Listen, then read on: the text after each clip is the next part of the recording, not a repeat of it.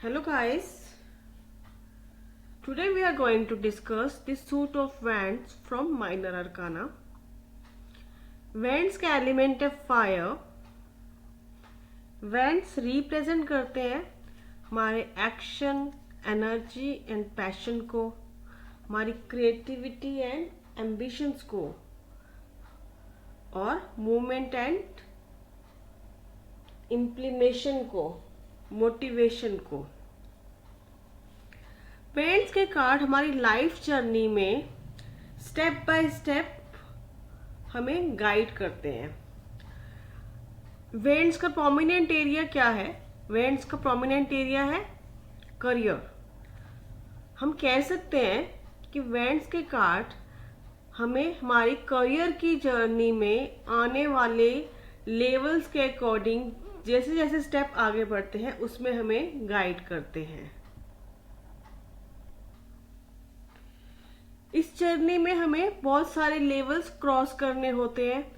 Journey चाहे life की हो या करियर की, उसमें स्टेप्स तो आएंगे ही, कई सारे लेवल भी आएंगे, उनको क्रॉस करके ही हमें आगे बढ़ना होता है. जर्नी स्टार्ट होती है एस ऑफ वेंट्स के साथ.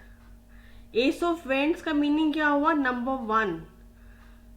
नंबर वन किसका है? सूर्य का, सन का. सन क्या रिप्रेजेंट करते हैं? New start, new beginning. अब आप देखिए एस के कार्ड में क्या है. एस ऑफ हैंड में एक हैंड है जो बादलों से निकल के आ रहा है, उसके हाथ में एक ये ओलिव ट्री की ब्रांच है और इस पर ये टाइनी लीव्स हैं. ये टाइनी लीव्स क्या रिप्रेजेंट कर रही हैं?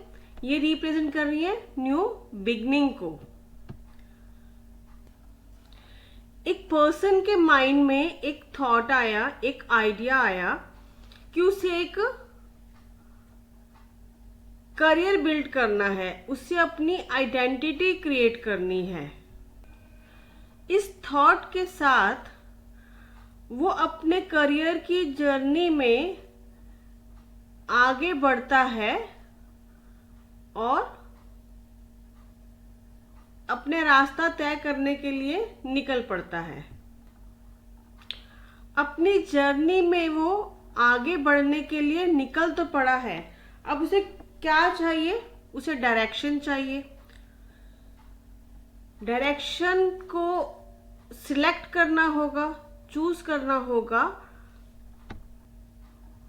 टाइम आ गया है डायरेक्शन को चूज करने का. अब हमारा कार्ड है यहाँ पर टू ऑफ वैंड्स, जिसका मतलब क्या हुआ? Number two. Two means moon. Moon क्या शो करता है? Balance, choice. तो अब उसे चॉइस करनी है कि वो कौन सी डायरेक्शन में जाए. मल्टीपल अपॉर्चुनिटीज है, ऑप्शंस बहुत सारे काम करने के लिए. उसे कौन से फील्ड में काम करना है ये उसको सिलेक्ट करना होगा. अब जो रास्ता भी वो चुनेगा, जो डायरेक्शन वो चूज करेगा या जो फील्ड वो चूज करेगा, उसकी रिस्पॉन्सिबिलिटी उसी की होगी, क्योंकि उसी ने, उस पर्सन ने उस फील्ड को सिलेक्ट किया है. जो भी हर्डल्स आएंगे उसके लिए उसे खुद ही एफर्ट्स करने होंगे उसे क्रॉस करने के लिए, क्योंकि उसने मल्टीपल ऑप्शंस में से अपने लिए एक ऑप्शन को चूज किया है और अब वही उसके लिए रिस्पॉन्सिबल होगा. अब आप देखिए यहाँ पे टू वैंड्स हैं और एक वैंड को उसने हाथ से पर्सन ने पकड़ा हुआ है. इट मीन्स कि उसने एक ऑप्शन को चूज कर लिया है. Next card is three of wands, means number three. Number three किसका है? जुपिटर. Means creativity, growth. उसने अपने लिए एक फील्ड सिलेक्ट कर लिया है. अब उससे तय करना है कि वो अपने काम को कौन सी स्टेज तक ले जाना चाहता है, कौन सी हाइट तक ले जाना चाहता है. अब उसको अपनी दूरदृष्टि को ध्यान में रखते हुए ये सोचना है कि वो अपनी ग्रोथ को कैसे आगे बढ़ाएगा, कैसे अपने काम में प्रोग्रेस लाएगा, कैसे डेवलपमेंट करेगा। अब उसको उसी के अकॉर्डिंग डिसीजन लेने हैं। Now next card is 4 of wand, means number 4। Number 4 किसका है? Rahu. Rahu means foundation, structure. अब वो स्टेज पर आ गया है कि उसके बिजनेस का, उसके काम का एक फाउंडेशन रेडी हो गया है, स्ट्रक्चर रेडी हो गया है, और उसे अपने एफर्ट्स के लिए रिवॉर्ड्स मिलना स्टार्ट हो गया है। मीन्स उसको थोड़ा इनकम आना अब स्टार्ट हो गया है। जब हमें हमारे काम में से प्रॉफिट मिलने लगता है, इनकम मिलने लगता है, तब क्या होता है? हम खुश होते हैं। देखो यहाँ पे भी सेलिब्रेशन का सीन है, मीन्स वो सेलिब्रेट कर रहे हैं। सेलिब्रेट किसके साथ करते हैं? हम अपने फैमिली के साथ करते हैं। हमारी जो खुशी में शामिल होने वाले होते हैं वो हमारी इमीडिएट फैमिली होती है, हमारे नियर डियर वन होते हैं, वाइफ, हस्बैंड, पेरेंट्स, किड्स, यही सब लोग हमारे नियर डियर है ना, वही हमारी कामयाबी से सबसे ज्यादा खुश होते हैं। अब वो सेलिब्रेट कर रहा है उनके साथ अपनी कामयाबी को। अभी उसकी सिर्फ इनिशियल अर्निंग शुरू हुई है, उससे अभी और एफर्ट्स करने पड़ेंगे सक्सेस को पाने के लिए। अब हम बात करते हैं 5 ऑफ वैंड्स की। 5 नंबर किसका है? Mercury. Challenges, conflicts. Initial earning तो स्टार्ट हो गई है, मगर अब बहुत सारे लोग एडवाइस देने लगे हैं, कुछ क्रिटिसाइज भी करते हैं, क्योंकि एडवाइस अच्छी भी हो सकती है और बैड भी हो सकती है। अब उसको अपने माइंड से ये कंफ्यूजन को दूर करना है कि वो किसकी सुने, पॉजिटिव एडवाइस ले या नेगेटिव एडवाइस ले। क्योंकि लोग उससे कह रहे हैं कि तुमने कौन सा फील्ड सिलेक्ट कर लिया, इसमें कंपटीशन बहुत है, चैलेंजेस बहुत है, इतने सारे और ऑप्शंस थे, तुमने उसमें से क्यों नहीं कुछ सिलेक्ट किया। इन सब बातों को सुनने के बाद क्या होगा? माइंड में कंफ्यूजन क्रिएट होगा, एक द्वंद्व छिड़ जाएगा कि मैं सही कर रहा हूं या नहीं कर रहा हूं। अगर हम कॉन्फ्लिक्ट्स में रहेंगे तो हो सकता है कि हम अपने टारगेट से डाइवर्ट हो जाएं और जिस लेवल को हमने पाना है वहां तक ना पहुंच पाए। अगर आपने ये लेवल क्रॉस कर लिया तो आप नेक्स्ट लेवल पर पहुंच जाते हैं। अब पर्सन ने फर्स्ट लेवल तो क्रॉस कर लिया है और वो बढ़ गया है लेवल 2 की तरफ, और अब लेवल 2 को उसे पार करना है। नेक्स्ट कार्ड है 6 ऑफ वैंड्स। नंबर 6 किसका है? वीनस का, मीन्स आइडेंटिटी।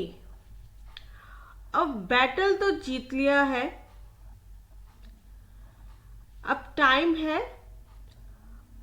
कॉन्फ्लिक्ट से ओवरकम करने का।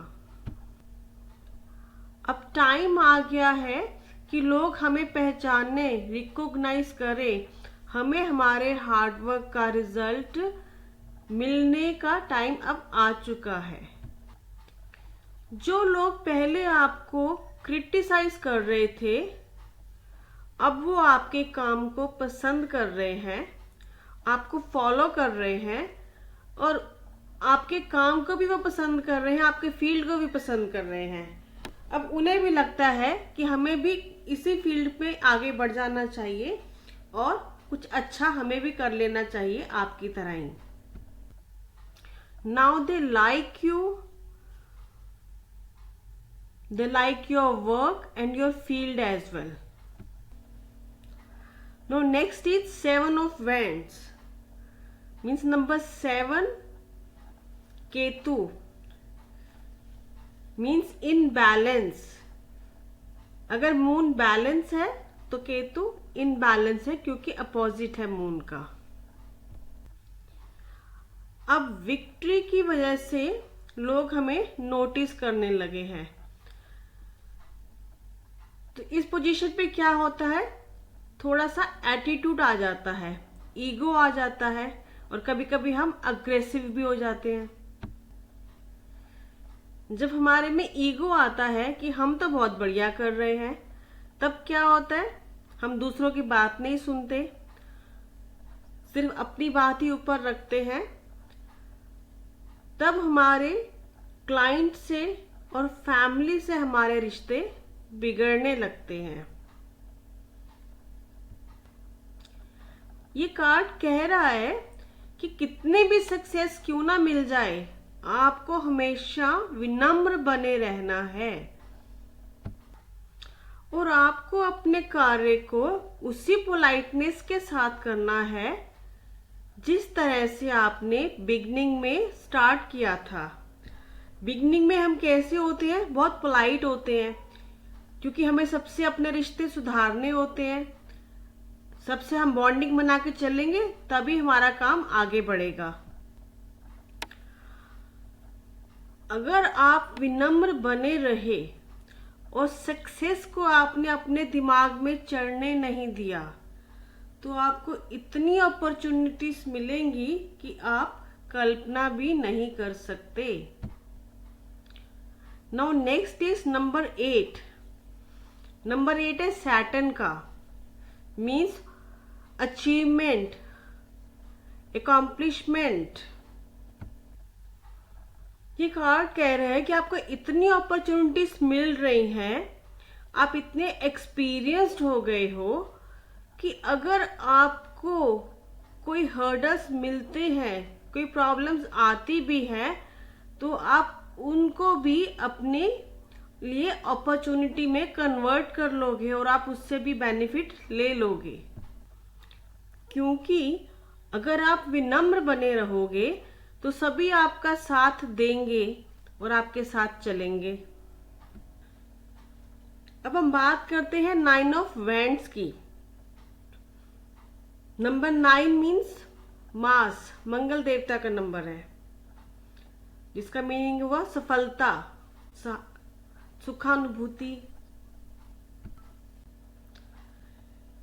क्योंकि आपको इतनी सारी अपॉर्चुनिटीज मिली हैं, आपकी और ग्रोथ पाने की इच्छा बलवान हो गई है। अभी आपको और ग्रोथ चाहिए, और अपॉर्चुनिटीज चाहिए, और सफलता चाहिए।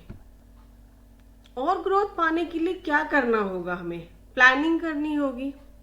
अगर हम प्लानिंग करेंगे और उसी प्लानिंग के अकॉर्डिंग अपने कार्य को करेंगे, तो हम अपने करियर में एक स्टेप और आगे बढ़ जाएंगे, हमें ग्रोथ मिल जाएगी। क्योंकि मंगल देवता हमारे प्लानिंग के देवता है। Now next is number 10 of wands. Number 10 means number 1 number किसका है, सूर्य, पोटेंशियल। जब सक्सेस मिलती है, ग्रोथ मिलती है, उसका लेवल और आगे बढ़ता है सक्सेस का, तब क्या होता है, हमारे पास रिस्पॉन्सिबिलिटीज आती हैं। रिस्पॉन्सिबिलिटीज आती हैं तो क्या होता है, हम इतने ऑक्यूपाइड हो जाते हैं काम में, इतने ओवरलोडेड हो जाते हैं कि हम अपनी फैमिली को सही से टाइम ही नहीं दे पाते हैं। ओवर ऑक्यूपाइड होने की वजह से आप अपने लिए भी टाइम नहीं निकाल पा रहे हो, अपने घर को भी टाइम नहीं दे पा रहे हो। जो ग्रोथ आप अपने करियर में चाहते थे वो आपको मिल गई है। अगर आप अपनी रिस्पॉन्सिबिलिटी से घबराए नहीं और आपने उनको इजीली हैंडल कर लिया, तो आप अपने करियर में एक नेक्स्ट लेवल की तरफ बढ़ जाओगे। अब लेवल 3 आ गया है जर्नी का।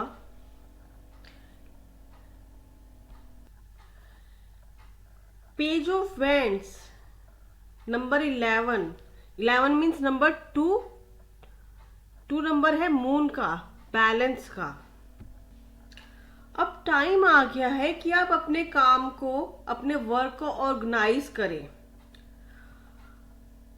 कुछ यंग लोगों को अपनी टीम में शामिल करें, उन्हें टीच करें, उन्हें गाइड करें कि काम को कैसे करना है और अपनी रिस्पॉन्सिबिलिटीज को थोड़ा सा उनकी तरफ डाइवर्ट करें। नेक्स्ट कार्ड है नाइट ऑफ वेंड्स, जिसका नंबर है 12। 12 नंबर मीन्स हुआ 3 नंबर है जुपिटर का, ग्रोथ का, एंथुसियाज्म। अब आपकी टीम रेडी हो गई है, अब आपके पास टाइम भी है थोड़ा स्पेयर। अब आप क्या चाहोगे? नेक्स्ट लेवल की ओर बढ़ना और अपने काम को और एक्सपेंड करना चाहोगे, उसको और एक्सपेंशन करना चाहोगे, अपने काम की, अपने बिजनेस की और ब्रांचेस ओपन करना चाहोगे, अपने शहर में, दूसरी सिटी में और अदर कंट्रीज में भी। अब हम बात करते हैं क्वीन ऑफ वैंड की। नंबर है इसका 13 नंबर मीन्स नंबर 4 राहु। आपने टीम रेडी कर ली है, अपने बिजनेस का एक्सपेंशन भी कर लिया है। अब आप खुद को एक पावरफुल पोजीशन में देखते हो। अब आप इस पोजीशन पर आ गए हो कि कोई आपको आपकी जगह से हिला नहीं कर सकता। आपने अपनी आइडेंटिटी क्रिएट कर ली है, मार्केट में आपकी गुडविल बन गई है। अब आपको नेम फेम भी मिल चुका है और आपके काम के पॉजिटिव रिजल्ट भी आपको मिलने लगे हैं। अब आप बन गए हो अपनी फील्ड में किंग की तरह। किंग ऑफ वेंड्स का नंबर है 14 मीन्स नंबर 5। नंबर 5 है मरकरी का, फ्रीडम, डायनामिक पर्सनालिटी। अब आप उस पोजीशन पर पहुंच गए हो कि जहां पर आपको सिर्फ रूल करना है, आपको खुद से कोई काम नहीं करना, सिर्फ अपनी टीम को गाइड करना है और ये देखना है कि हर काम सही से हो, रिक्वायरमेंट के अकॉर्डिंग हो। अब आपको अच्छी अर्निंग मिल रही है, जिसका मतलब क्या हुआ? आप स्टेबल हो गए हो, आप इस्टेब्लिश हो चुके हो। वेंड्स के कार्ड ये कह रहे हैं कि अब आप एक राजा की तरह हो। तो गाइस, ये थी हमारी life journey, career journey with the suit of vends. अब अगर आप किसी लेवल पर स्टक हो जाओ, कहीं कंफ्यूज हो जाओ, तब आप क्या करोगे? तब आपको करनी होंगी कुछ रेमेडीज। उस रेमेडी के द्वारा आप उस लेवल को क्रॉस कर सकते हो। आपके माइंड में थॉट तो आया कुछ बिगिन करना है, बट समझ नहीं आ रहा कि कैसे बिगिन करेंगे। आइडिया आ गया, पर कैसे इनिशिएट करना ये समझ नहीं आ रहा। तो आप याद कीजिए एस ऑफ वेंड को और सूर्य की रेमेडी कीजिए। आपको मल्टीपल अपॉर्चुनिटीज तो मिल रही हैं, मल्टीपल ऑप्शन मिल रहे हैं, मगर आप कंफ्यूज हो कि कौन सा फील्ड चूज करूं, कौन सी डायरेक्शन में जाऊं। तब आप 2 ऑफ वेंड्स को याद कीजिए और मून की रेमेडी कीजिए। अगर आप अपनी एबिलिटी को लेके डाउटेड हो और समझ नहीं आ रहा कि आप अपने बिजनेस को किस लेवल तक, किस स्टेज तक ले जा सकते हो, तब आप 3 ऑफ वेंड्स को याद कीजिए और नंबर 3 जुपिटर की रेमेडी कीजिए। आपको बिजनेस में इनिशियल सक्सेस मिल गई है, कुछ अर्निंग भी स्टार्ट हो गई है और आपको ये लगने लगा है कि कुछ लोग आपसे जेलस हो रहे हैं। अब कभी ऐसा भी लगता है कि कहीं नजर ही ना लग जाए हमारे काम को। तब आप 4 ऑफ वेंड्स को याद करो और नंबर 4 राहु की रेमेडी करो। अगर कंपटीशन एंड कॉन्फ्लिक्ट्स हाई हो और आपको समझ नहीं आ रहा कि कैसे उससे बाहर निकलना है, तब आप 5 ऑफ वेंड्स को याद करो और नंबर 5 मरकरी की रेमेडी करो।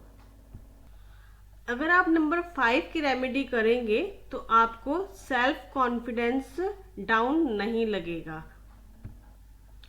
जब आपको सक्सेस मिल जाए, आपकी आइडेंटिटी क्रिएट हो जाए, मगर आपको लग रहा है कि और ग्रोथ चाहिए, तब आप 6 ऑफ वेंड्स को याद कीजिए और नंबर 6 वीनस की रेमेडी कीजिए।